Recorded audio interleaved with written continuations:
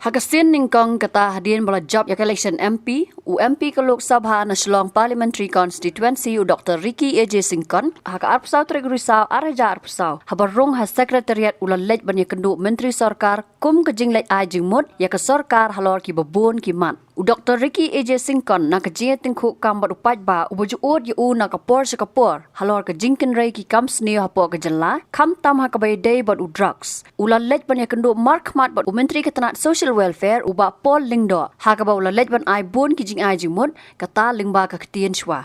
Kat kum kijing pentep nau MP ke Shillong Parliamentary Constituency ka wei na lor ki mat ka baya day bad u drugs bat ki jing kieu ki kam sne ula lej ban ai Jingmut yau ba pol ya ka jing Donkam ban wan ra no da ka office ka National Institute of Social Defence hapo ka Jylla da ka batho sa ka Ministry of Social Justice and Empowerment Sarkar Penang.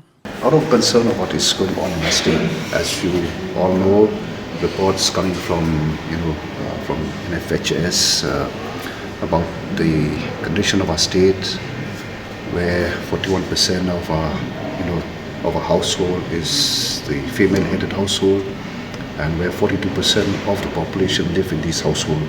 That is one.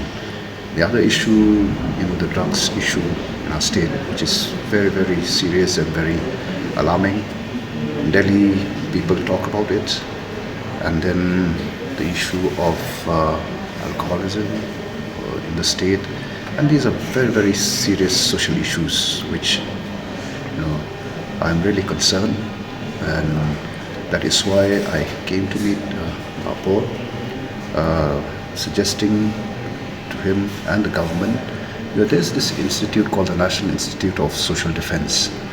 So I came to suggest if we can have a centre here in Meghalaya so that we can do a thorough research and find out ways and means of how we can tackle this very, very serious issue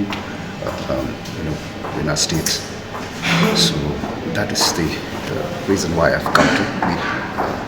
Hakawai kaliang pan, Myntri ketenat social welfare uba pol lingdo ulaong. Kejia kenduk jong u baru MP ke long ke Bukit Jingmut. Hakabau MP ula pen sengau halor ki jing Donkam bandon kejia trei lang kamtam. Kumno ban pen bahaya ke im lang ke salang. Keba kejia keren ke long halor ke jing kiu jong ki badi drugs. Ke jing pat jing pra jong ki long yeng bat ki wei.